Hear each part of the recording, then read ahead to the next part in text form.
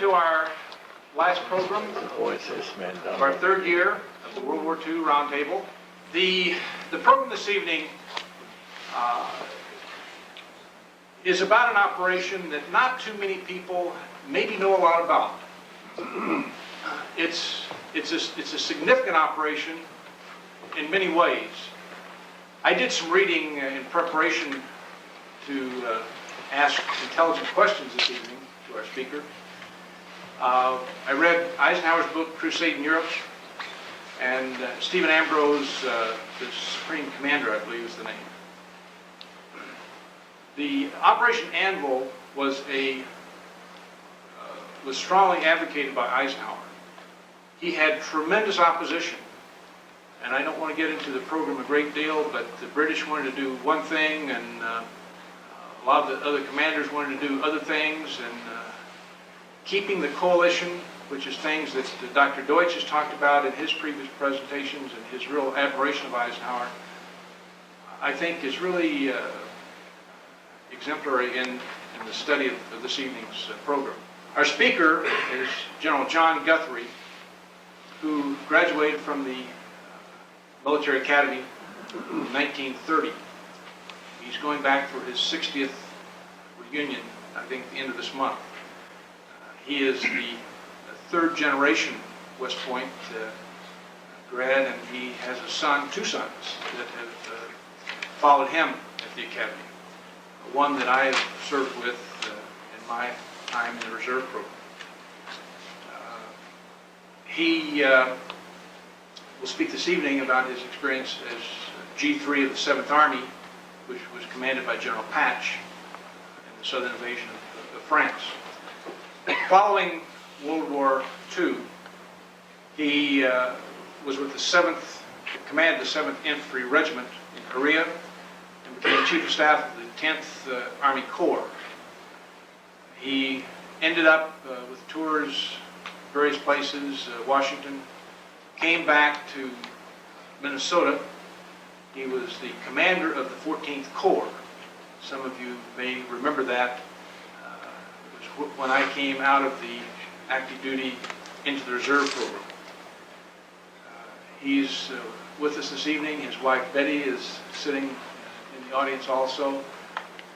Could we give a warm greeting to General John Guthrie? When I innocently accepted Don Patton's invitation to make this presentation on the operations for the landing in southern France, which were known as Anvil or Dragoon, I didn't realize what a challenge it was going to be. In the first place, after 46 years, your memory isn't really quite what it used to be. But then I got started digging into things. Then I began thinking of too many things. Because of all that, I had to rewrite the whole speech. One of my friends thought I ought to become a member of the Craft Club, and I said, "What's the Craft Club?" He said, "Well, that stands for Can't Remember a Blessed Thing."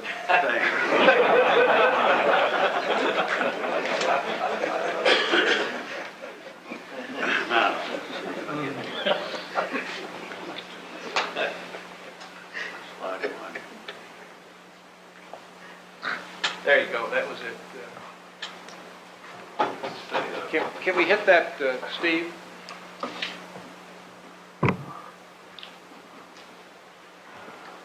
There you go. I'll hit that. Let me lower the lights here. No, I don't know. At least I can see it.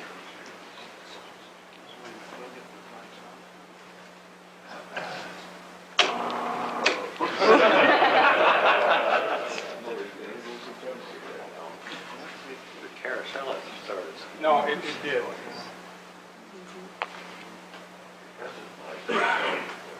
There we go. Oh, we do? Yeah. There we go. I don't see it. Oh, here, let me find it.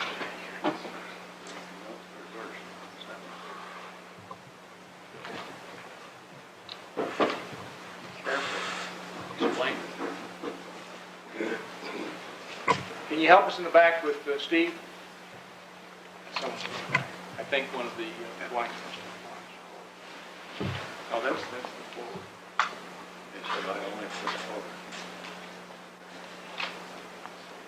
Somebody, Monitor. sorry about this. Well, I can talk this part without a map anyway, I think. Okay, let me go back.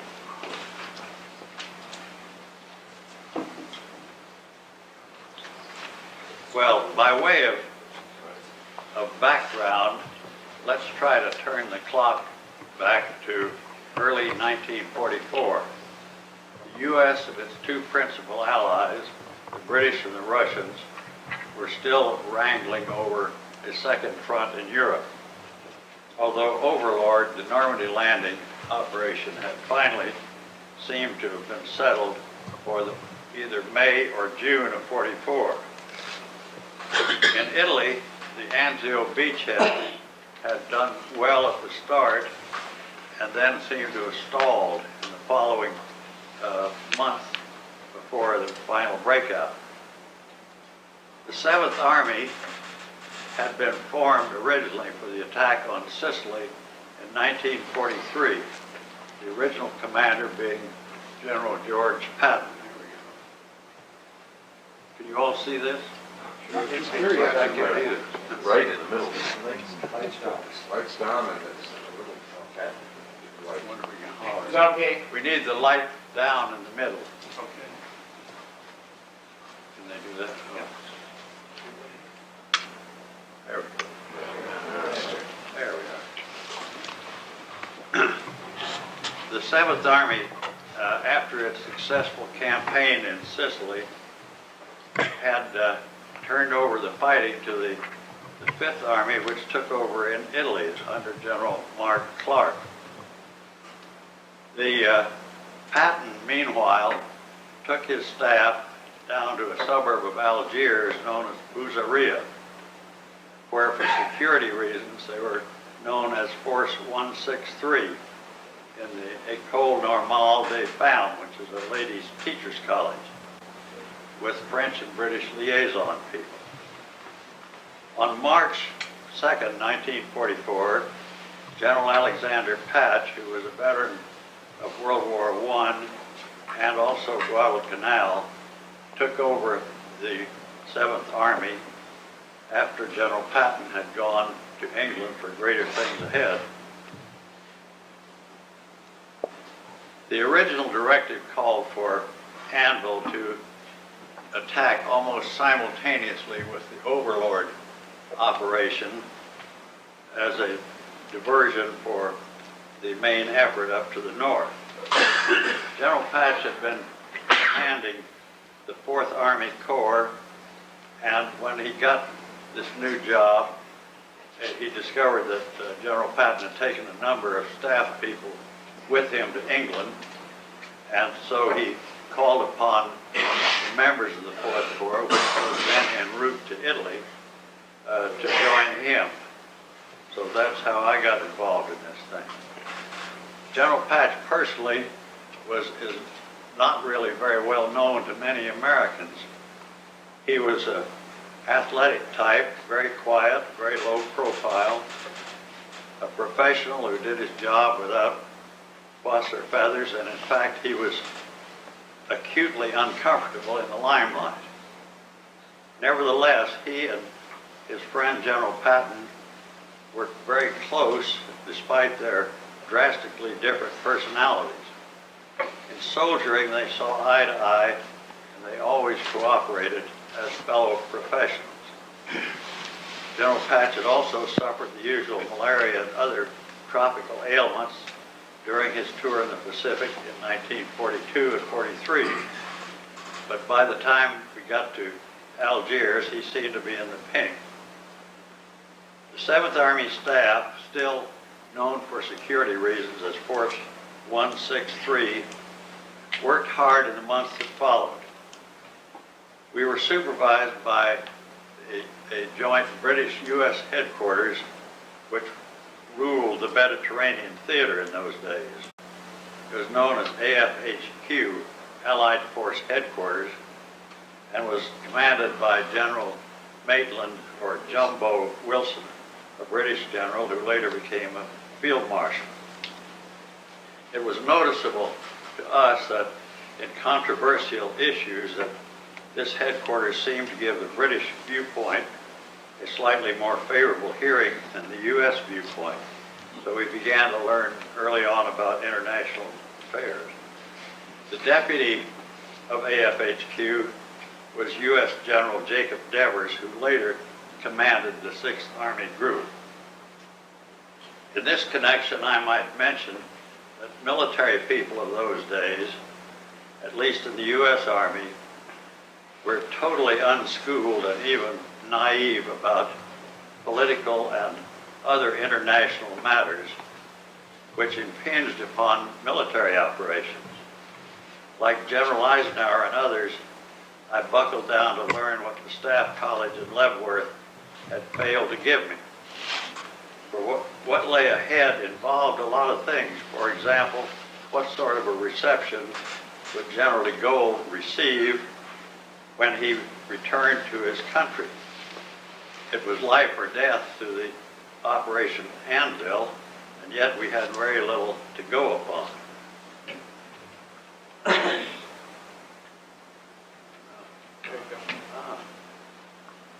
At this time, the German forces in France were roughly in the order shown on the slide.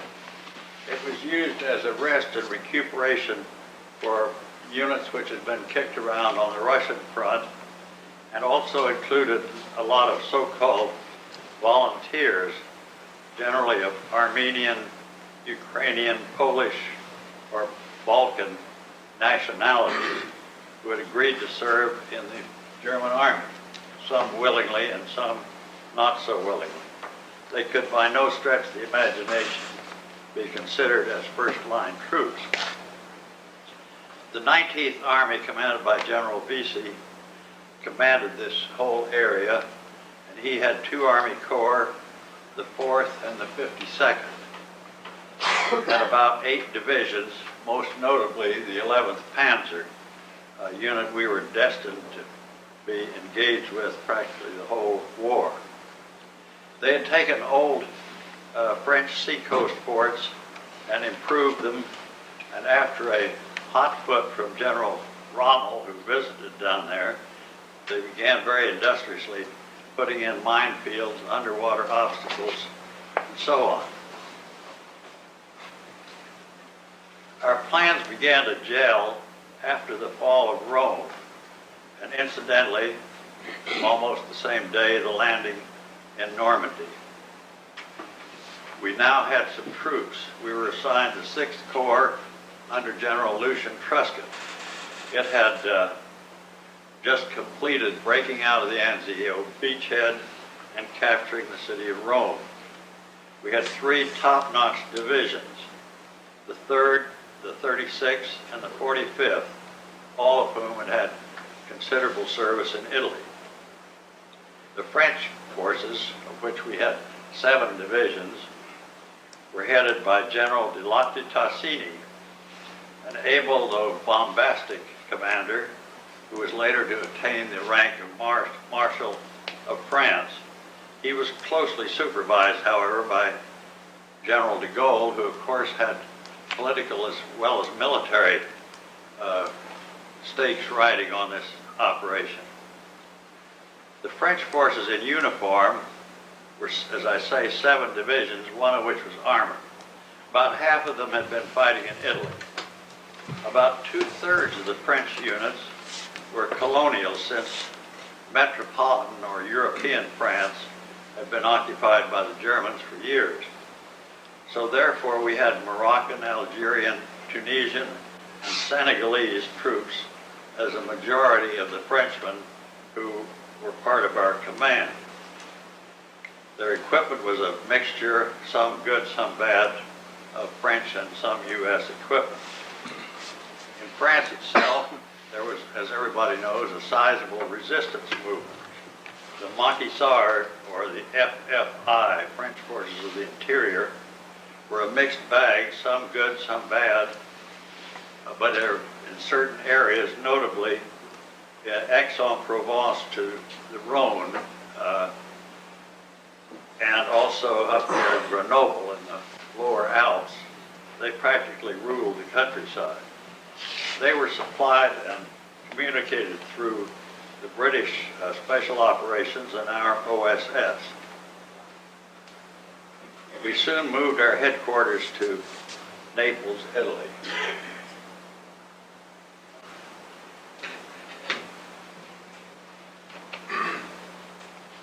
We put our 3 frontline divisions in amphibious training along the Italian coast, and since Italy has plenty of coastline, the property was no problem. We had our assault echelon consisted of approximately 84,000 men and 12,000 vehicles in the assault wave proper. Like all plans, we found there were certain ground rules and restrictions. First of all, the landing beaches that we selected had to be within fighter range of Corsica or Elba, where we had U.S. and Allied fighter strips. This caused an additional requirement that practically right behind the infantry we must put in aviation engineers to start building strips on the mainland as soon as possible. The U.S. Navy, which was understandably allergic to unloading its ships within range of heavy shore-based guns, was concerned about the islands known as the Ile de Hierro and the Ile du Levant, which had, according to our intelligence, had 3 large naval shore-based guns capable of sinking something. Excuse me, got away from my microphone. The shore-based guns, however, caused us to have to set up a commando operation headed by a unit known as the 1st Special Service Force. It was a half Canadian, half American force, which had had considerable combat in Italy and had a splendid record. They were to come in on 2 of the islands and clean out the guns. They did this, incidentally, by going up cliffs instead of across the beaches. This was to be done D-1 during the night before our landing. Also that same night, there's a place called Cap Neighbor,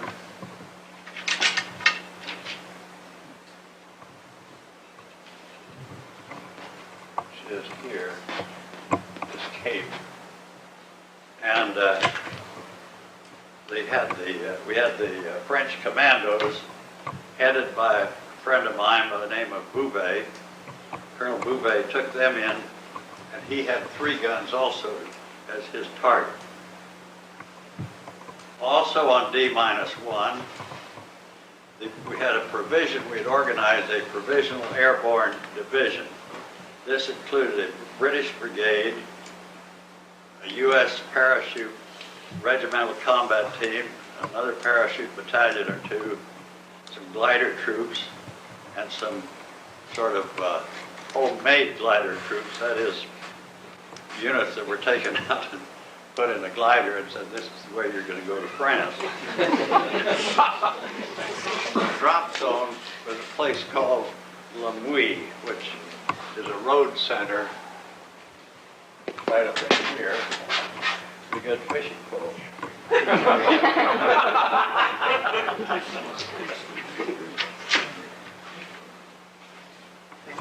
This was a road center, and the mission of this force was to first isolate the beaches from German reserves counterattacking, and secondly to seize ground for those landing strips that we were concerned about.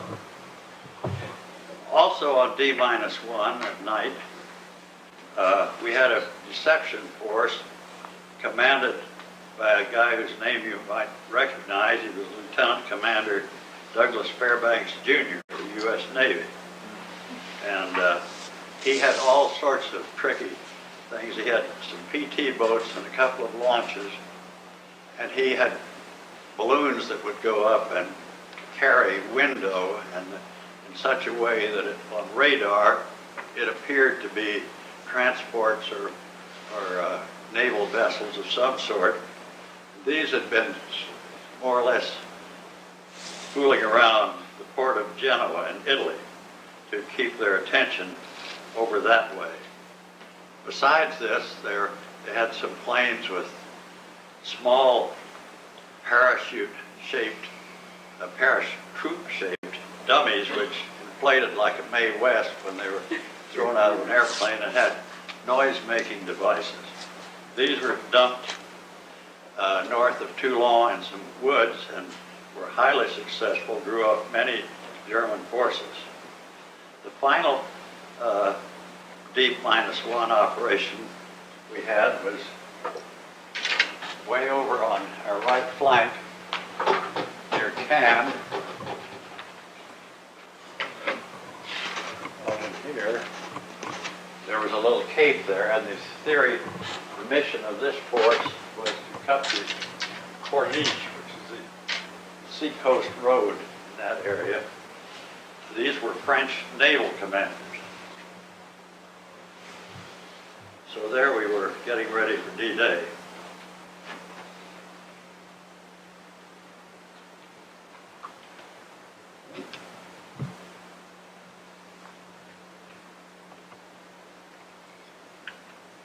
General, is Anvil related to D-Day now? Oh, Let's back it up one. how do we back it up?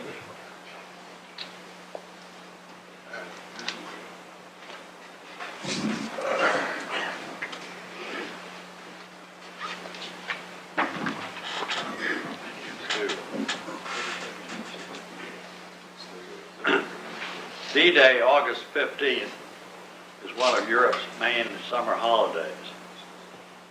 HR was at 8 a.m.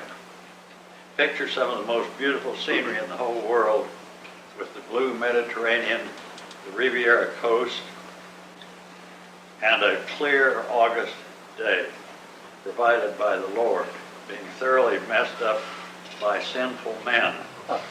Smoke, dust, thunderous naval gunfire, cascades of missiles from the rocket ships chewing up the beaches.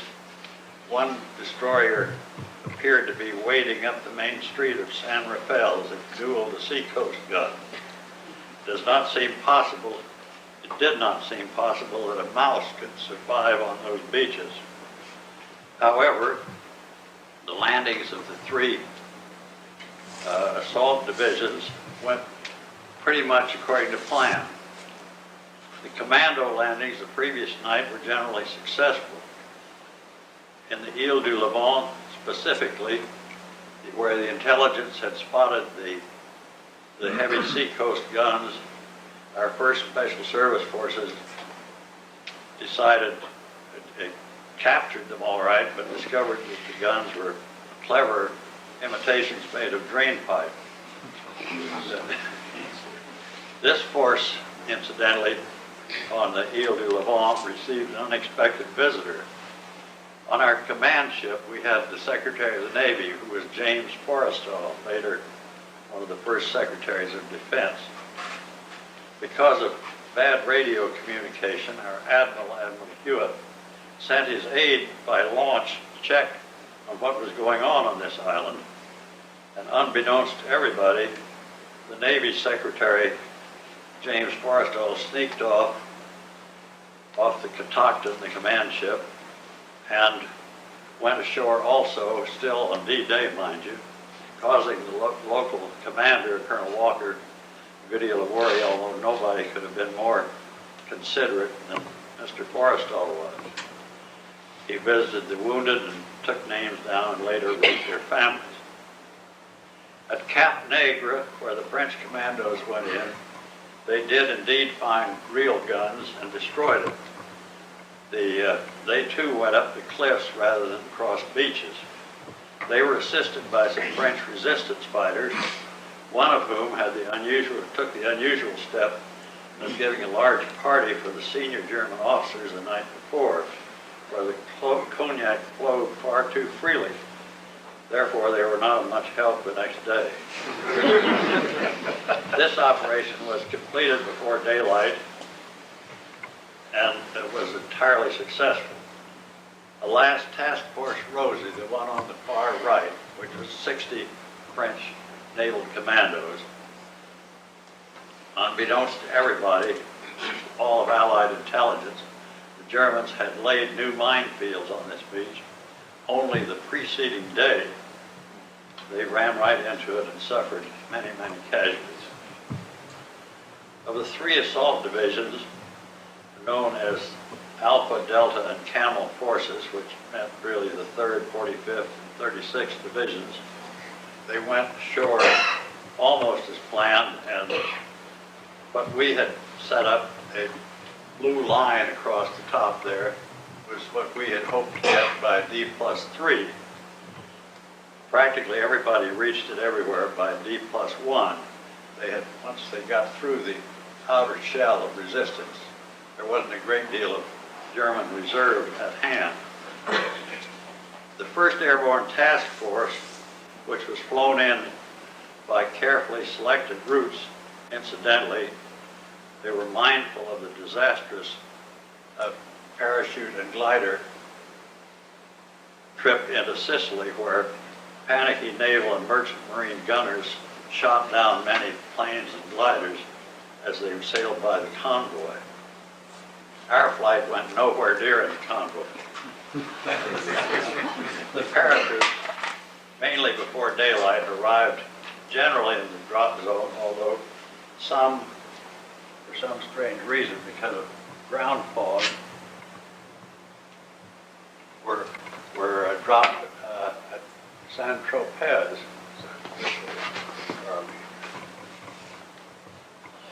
Up in the street, Jump on the end of the fence, right there. They were, however, it wasn't all bad because they were able to assist the 3rd Division in taking that place, cleaning out the Germans who holed up in the citadel. The Airborne Task Force also had some losses due to what were known to the Germans as Rommel asparagus, which were stakes they put in as a guard against glider troops. These were wired together sometimes. Some of our gliders did indeed hit those and suffered not necessarily fatal casualties, but a lot of people had broken ribs and legs and things. This task force captured many, many Germans, including a corps commander and his entire staff. Like all airborne operations of that era, the greatest problems came after the landing and were involved in communication, control, and supply. The airborne units had only a few jeeps delivered by glider, and they had to make do with what they had and what they could chisel. We were able to solve this problem by shifting the Airborne Task Force down to the Cannes-Nice area, where they did outstanding work, and we were able to furnish them some trucks from the 7th Army. They augmented this, I happen to know, by, quote, borrowing vehicles from sightseers, many of whom wanted to see the cities of Cannes and Nice and went sailing up there in jeeps usually. So the sightseers were dismounted and the paratroopers took the jeeps.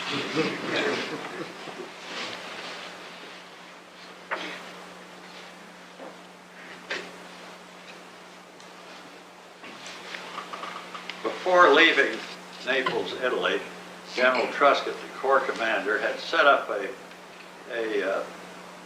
force because he foresaw that the Germans might have to be cut off. Now, in our target area, there are three roads running south to north. Two of them are along the banks of the Rhone.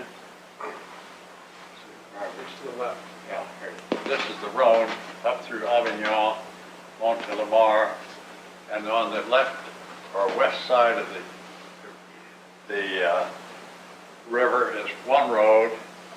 On the right side is another road, and the final road runs from Fréjus to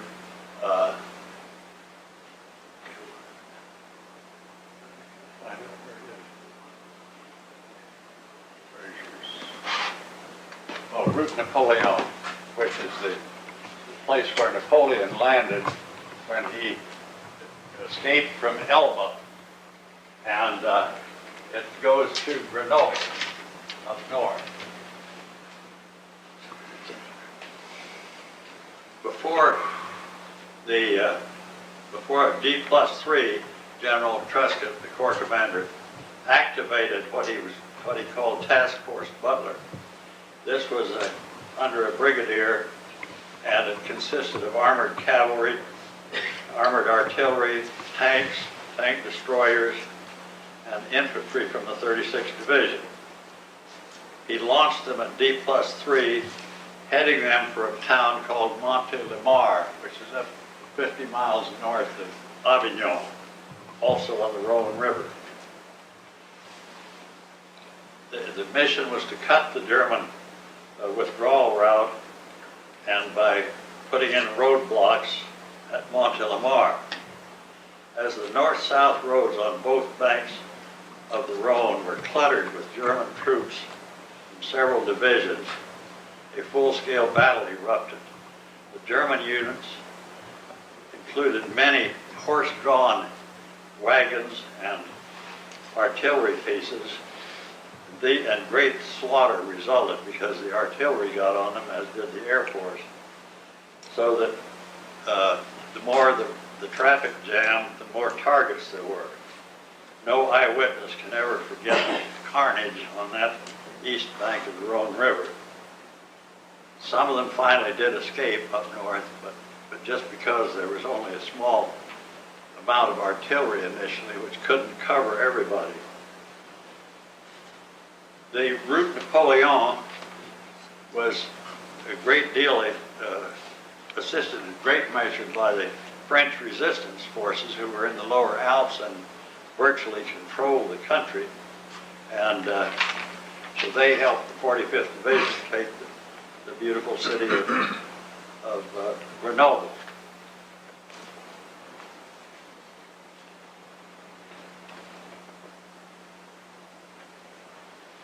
I think we could turn the light up.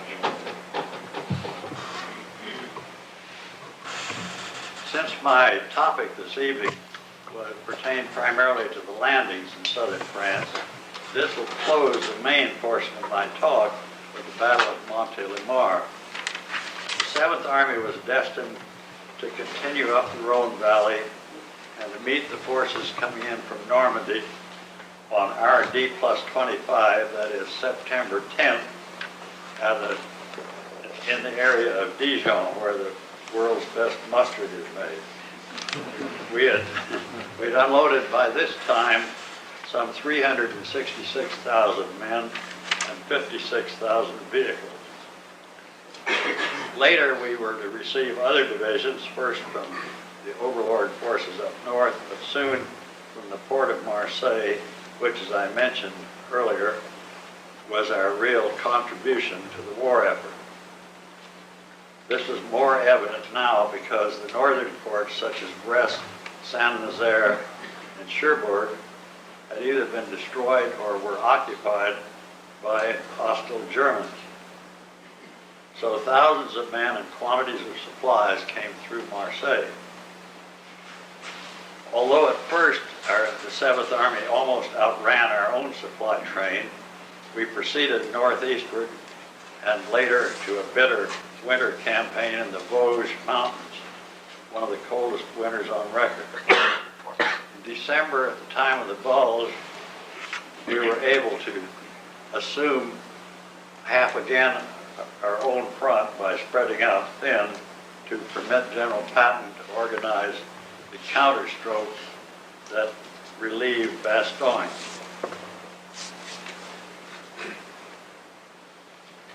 After we crossed the Rhine and plowed through southern Germany, capturing among other places the concentration camp at Dachau, which was another sight one can't ever forget, we finally reached the Alps in the area of Berchtesgaden.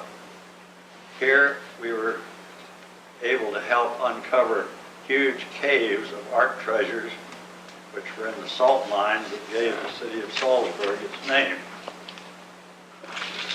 Now, partly because of General Patch's dislike of publicity, perhaps, our landing operation is almost unknown to many Americans. Few people are aware that we landed more U.S. forces on our D-Day, 3 divisions against 2, than were landed in Normandy.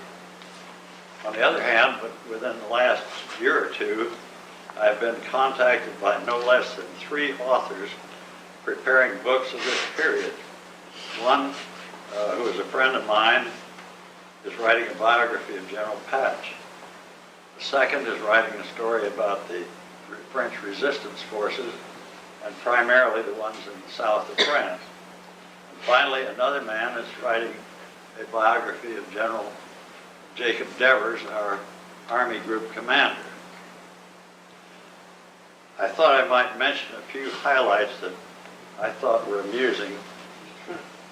On D+1, when I went ashore with General Patch and with the Admiral Hewitt and the French Admiral Lemonnier, we were able to chisel 2 jeeps from some beach engineers. So the brass got into the front jeep, and Admiral Hewitt's aide and I were in the back jeep.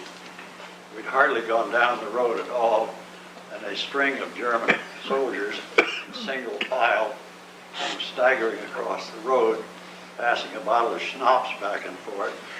It developed they wanted to surrender. Somewhere there was a white flag there. The trouble was, I had a pistol. Nobody else had any weapon whatever. And happily, there were some more engineers there who had rifles, and they were able to take over the prisoners, who incidentally were all Russians.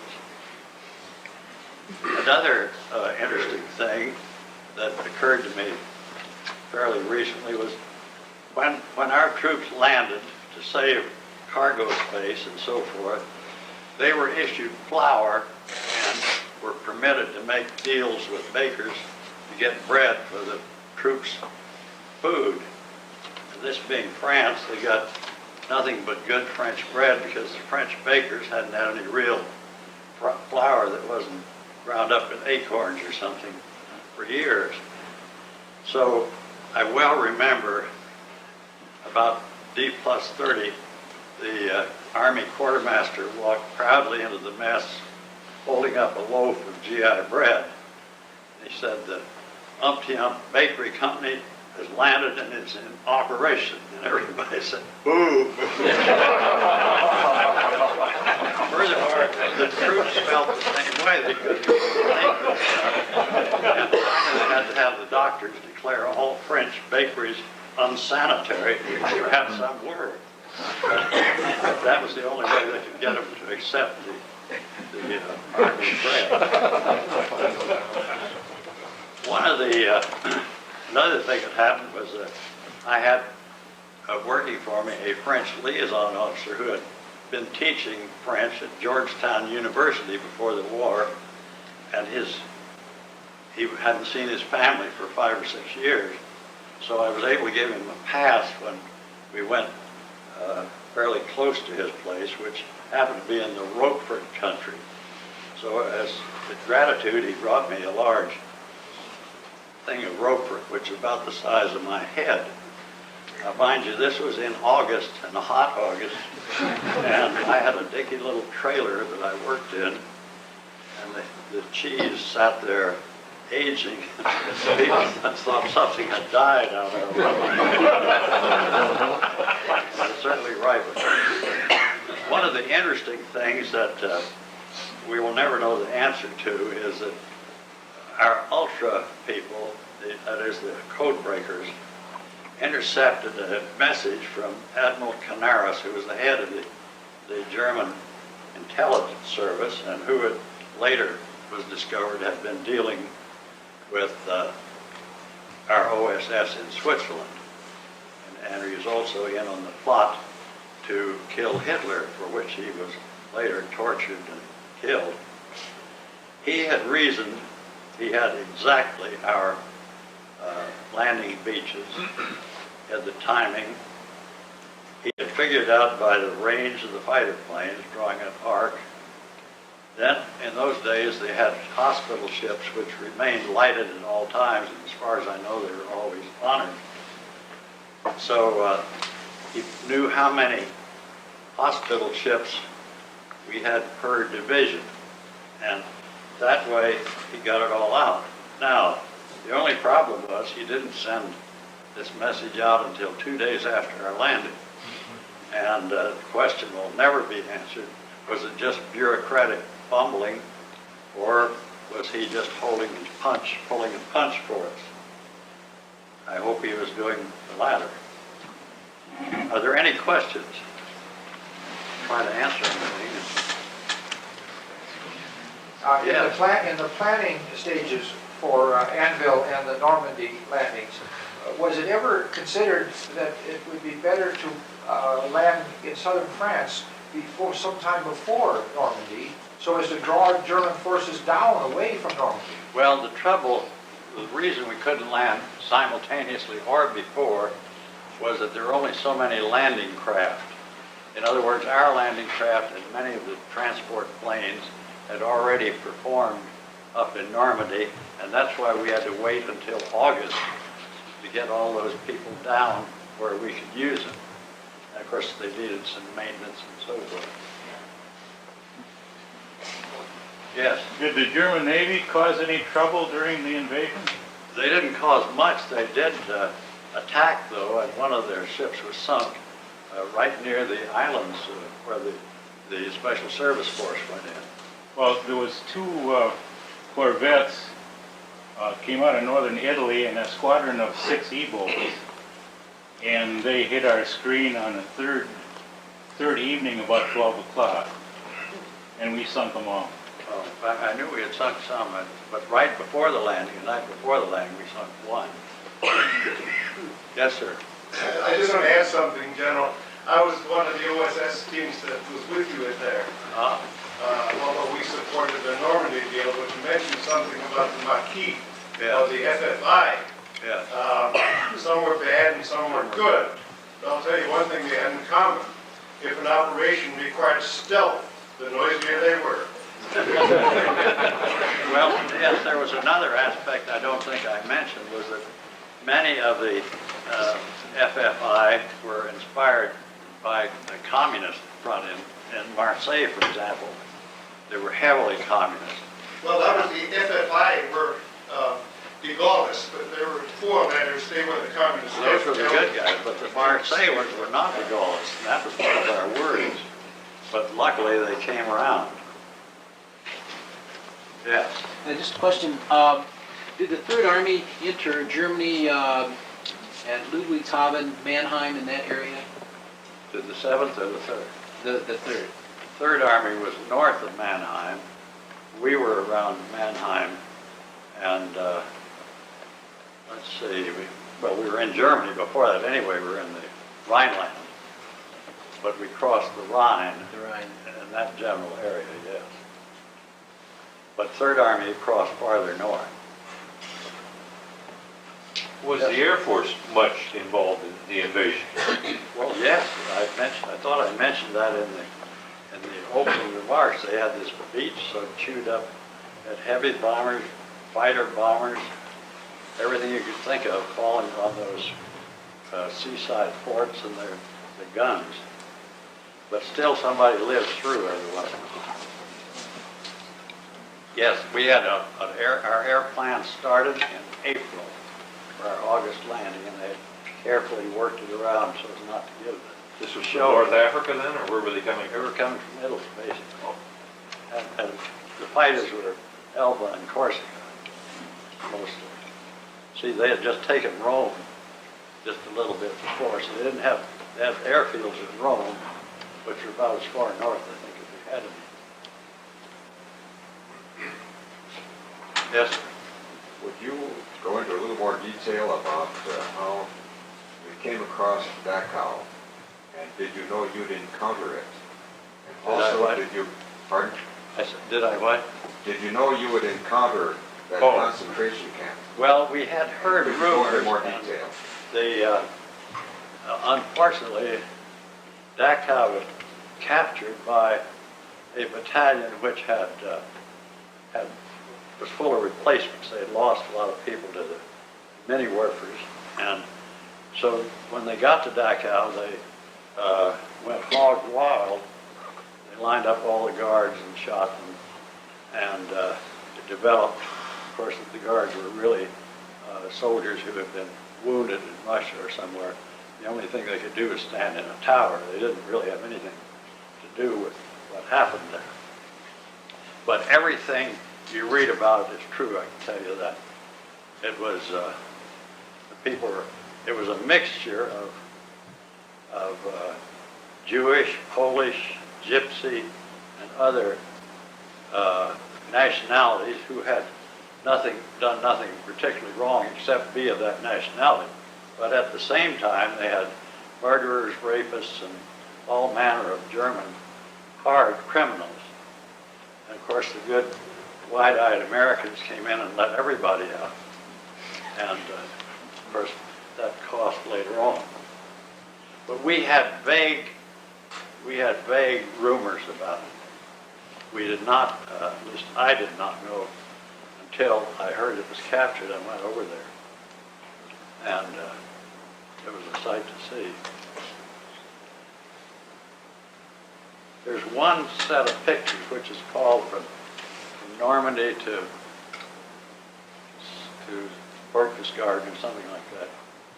But it has pictures that some cameraman took of this, of Dachau and of the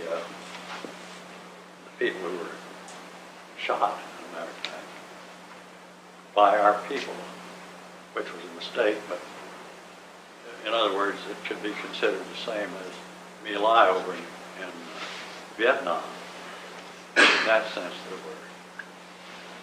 But there were many other people, of course, who did get tried and executed of the camp personnel, including the lady who made lampshades out of skin. Yes, sir. General Guthrie, could you talk a little bit about the fighting, or at least the advocacy of Eisenhower to keep Anvil an active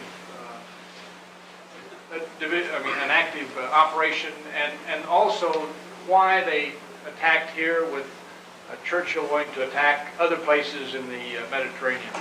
Well, actually, you give him credit. Churchill came down and stooged around in a destroyer while we were going ashore and giving the V signal to the troops and lighting a big cigar and so forth. However, he felt in the long term that it would be more advantageous, and the British have always been a little smarter than we have about looking down the road diplomatically. He wanted to get into the Balkans, and where, as he later pointed out, that if we had gotten there, then Bulgaria and Romania and probably Hungary would not have been behind the Iron Curtain. The only fallacy in that reasoning is that we just did not have enough people nor enough supplies to support such widespread, gigantic operations. If we hadn't gone to southern France, then the Normandy people would have had to send a lot of troops southward. And at first I thought, well, maybe the British were right, but now I think we were right. That's only one man's opinion. Thank you. Would you comment on Ultra? How was it used to a considerable extent? How useful was it? Did you have knowledge of personally, of where this information was coming from? What, Ultra? Yes. Yes, actually, I was the operations officer, and our intelligence officer, our chief of staff, and General Patch were the only 4 people in 7th Army who were in on the ultra business, and had one poor guy, a major, who practically lived in solitary confinement, who called us in and briefed us from whatever came in, and the powers that be sent us only things that interested the 7th Army area. Other armies got other things. It was extremely effective. The only problems we had, for instance, we would, later on in Germany, we found out there were, for example, the Schweinfurt was, of course, a great place to make ball bearings, and they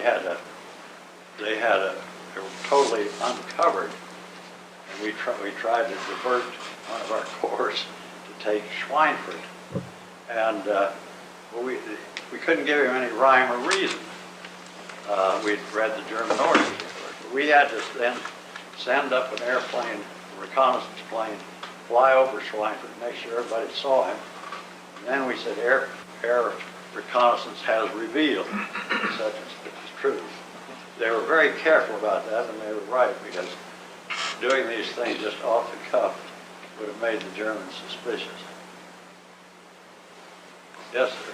Sir, in the art treasures that you found in those salt mines there, how was that handled?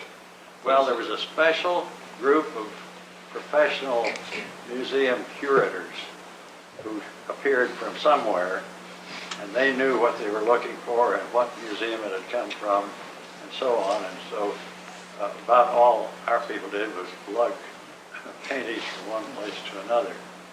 But it was something to see, of course. What kind of casualties did these 3 divisions suffer in this initial invasion?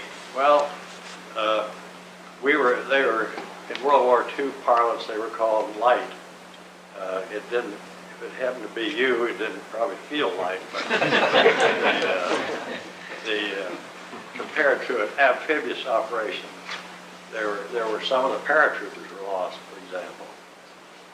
As I say, one stick dropped into the Gulf of San Tropez, and heavily laden with 100 pounds or so of equipment, they didn't have much chance. But we didn't really have any heavy fighting except at Montélimar. Here and there we had, but like battalion size, but in heavy knockdown, drag-out fighting, we didn't get much until we got up to the Vosges Mountains. Here and there, as I say, but when you were in them, it felt very, very heavy. But that's the best I could do on that one. Thank you. You have in the audience a few of the paratroopers who were in on that operation. I wonder if you might speak to them a little bit of the planning and whatever it worked. They're part of the invasion. Well, we thought it worked very well, and we were not, to be strictly truthful, we were not awfully happy with the British brigade. They were sent over and immediately had to be pulled out because the British wanted to use them in Greece. So we made them POW guards on ships returning to Italy. Yes? Part of your problem was I was in the Pathfinders, jumped an hour ahead of the invasion. They dropped us 30 miles off our drop zone. Yeah, it was a heavy The fall. airport navigator, I heard the major, who was the navigator, got cashiered for it. I mean, Well, it was a heavy ground fog, which had not really been forecast, and then when they got there, a great many of them were scattered. I knew the Pathfinders didn't get there. well, we got there, but we wandered around Or for somewhere else. about 3 or 4 days. We teamed up with the FFE. They call it FFE rather than FFI. And had some interesting experiences. I'm sure you did. Just out of curiosity, who participated in the operation? Could you raise your hands? There's 3, 4. Oh, and then here's some people from the 42nd, the Rainbow. I know that came in later with you over here. So Did you ever mention you didn't mention the 14th Armored. They They relieved didn't come us. till later, though. They came in later, yeah. Yeah. Well, I don't know whether you weren't in the 509 Parachute I was Battalion. in 509, right. I Well, was that's Bill Yarborough, a great pal of mine. He commanded the battalion.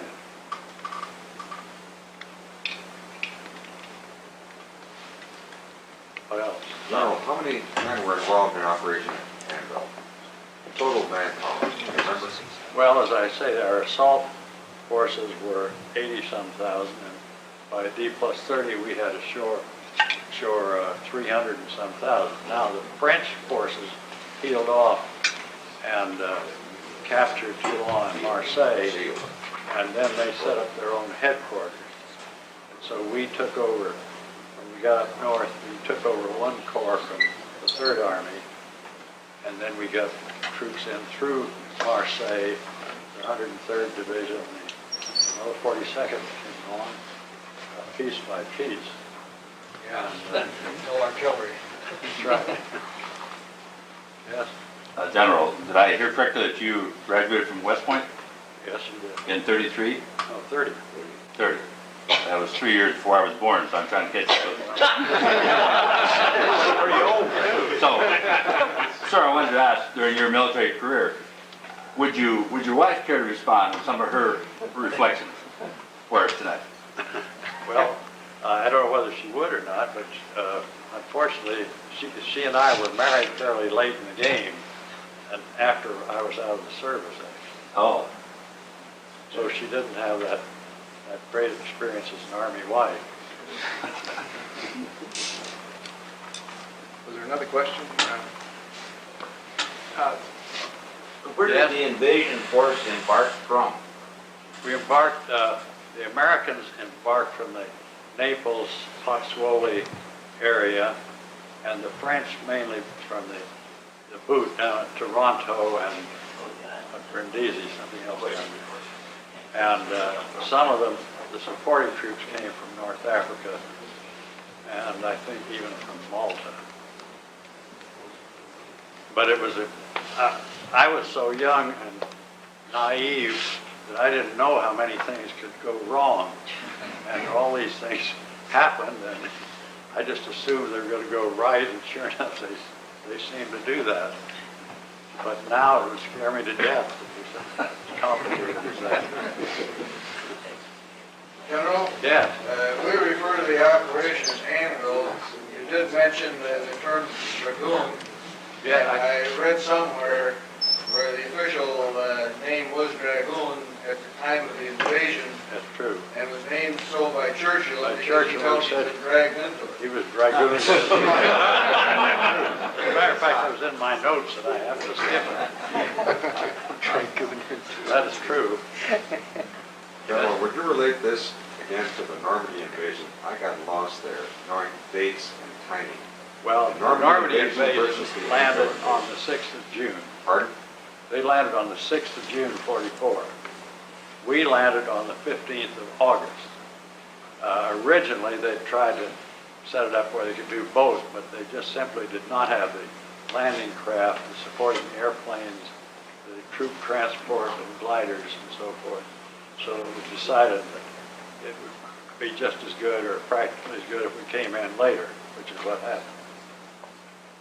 I mean, from a logistics standpoint, you felt that you would be doing more good by waiting for the Normandy invasion to be more successful? Well, this made it more successful, of course, because the Germans then pulled out completely because they knew they were getting pinched off. And a great many, even a division or two, were captured intact on their way home because we closed up before they could get out. This question, gentleman asked a question about Ultra.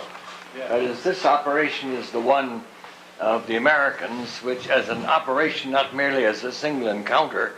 As a single encounter, of course, the biggest Ultra battle was Mortain, and the biggest Ultra victory of the war was probably Mortain, aside from perhaps the victory of the Battle of the Atlantic.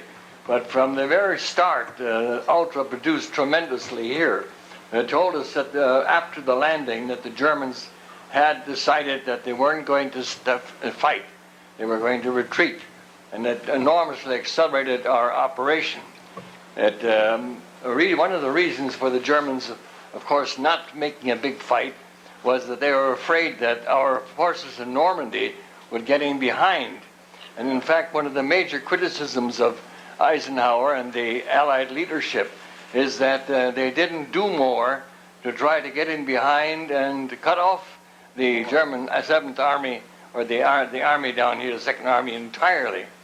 Whether it could be done or not, I have myself not determined. But it all very much interrelates with the Normandy operation, especially from the standpoint of the Germans being fearful that the Allies would get in behind coming up after the breakdown in Normandy, and that there would be then a major disaster. Yes, and don't forget the Germans were in a hostile country, which got rapidly more hostile as these landings took place. And so they had to get out the whole skins, despite Hitler's repeated orders to fight to the last man and so forth. Yes, sir. General, do you know about how many people went into Normandy so we can compare to... Well, I pointed out that we had more U.S. people going in, but the Normandy invasion also had the British two-division frontage. So I was thinking more in terms of total numbers of Allied troops. I'm sure they must have had more because they had a shorter shuttle back and forth across the channel.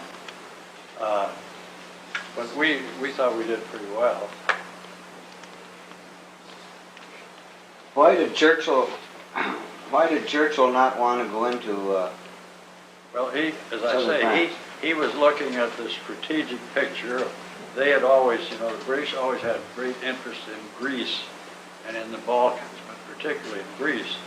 So he was thinking of the Balkans, the plains of Hungary. He used to roll off in his cablegrams that we would go sailing across the plains of Hungary.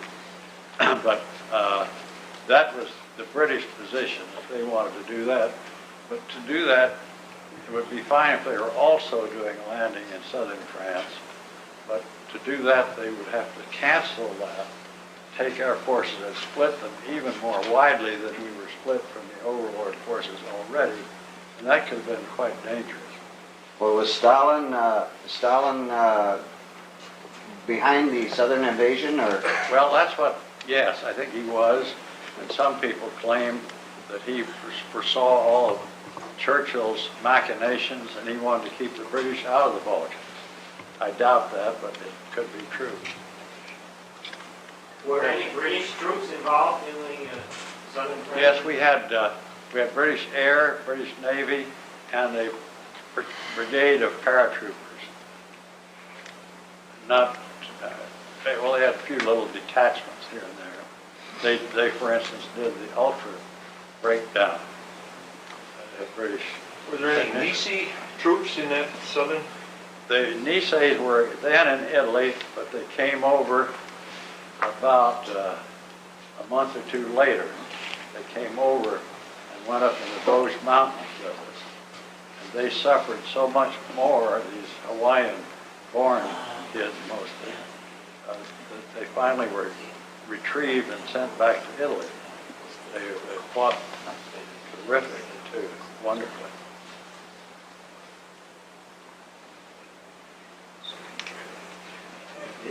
General? Right? Oh, thank you. I wonder if you could elaborate a little bit, from my perspective along the bulge, were our ranks as thin as they appeared to us? They certainly were when we spread out to get Patton, let Patton go northward. We had a... I know I was covering with less than a full platoon, battalion front, average battalion front. Yes, that's true. I know we were. We took a gigantic chance. But it let him clean it up. Yeah. We've all heard about Eisenhower, Patton, and Bradley, and generals that are very popular, but would you be kind enough to give us your impressions of the effectiveness of the generals that we don't hear so much about during World War II? Maybe like Hodges, Courtney, Truscott, Patch, those... Patch, of course, the one I knew best, unfortunately died in November of '45, so he hadn't had any presence since the war, really. I didn't know Hodges well enough to really give an opinion. I was very fond of Bradley, and I was very fond of Patton, as was my boss. I might tell one story of the many Patton stories that are going around. General Patch and I were having lunch in Luxembourg with General Patton, and they were getting ready a joint attack, and Patton, just as George Scott did in the movie, he knew all the history about Luxembourg. And he said, you know, in 1532 or whatever it was, he said the Duke of Alba marched from Spain to the Low Countries and came right through here. His army had the highest morale of any army in history. There was a company of prostitutes in each battalion. Then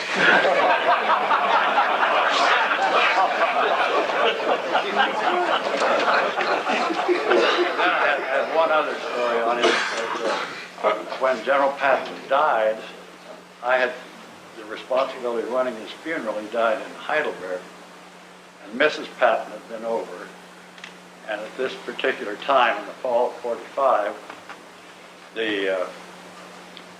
you might say, the undertaker's lobby hadn't gotten busy about getting all the soldiers shipped home. And so there's a great feeling in Washington, if we send General Patton home, and everybody's going to be after us for little Willie, to get him back also. And so my then boss had known the Pattons for years, and so General Keyes, and he said, now, B, he said, the questions come up about where George should be buried. And she said, yes, I've given that some thought, Jeffrey. She said, you know, he went to VMI, and then he went to West Point. He'd be buried there. And of course, there's always Arlington, but Arlington's gone downhill socially a lot the last few years. I think he'd rather be here with his boys, and that's what the seven. So he's still in Luxembourg. Well, were there any of the other, I think that was a good question.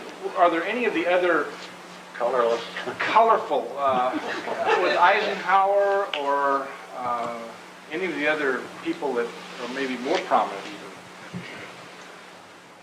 Nothing that wouldn't want to be sued about. You want to tell your good?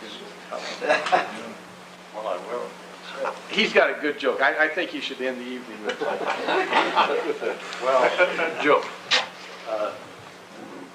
Well, I've got it better. There was a little country hospital which decided to form a sperm bank. So they advertised in the paper for donors to come in and contribute.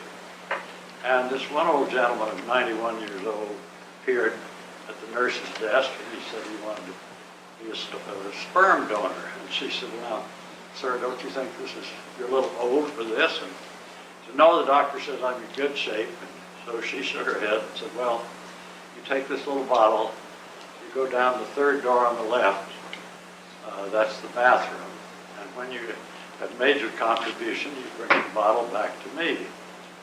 So he went down the hall, and nothing happened. So she finally got worried, and she went down and tapped on the door, and she said, sir, are you having trouble? He said, I'll say I'm having trouble. He said, I've tried it with my right hand and my left hand. I ran hot water on it, and then I ran cold water on it. And finally, I took it and banged it on this wash basin, and I still can't get the stopper out of that damn bottle.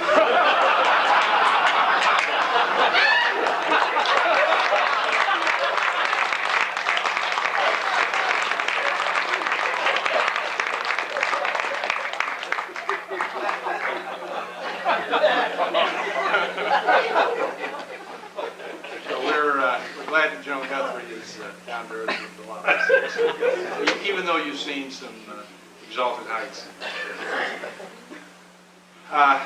If you'd like to come up and meet the General, please do. Betty, thanks for coming. It's been a great pleasure dealing with both of you. still on the map. Are we still on the map? Well, we'll get these turned off. But thanks for coming. Underwriting for this program provided by additional support provided through the Catherine B. Anderson Fund of the St. Paul Foundation.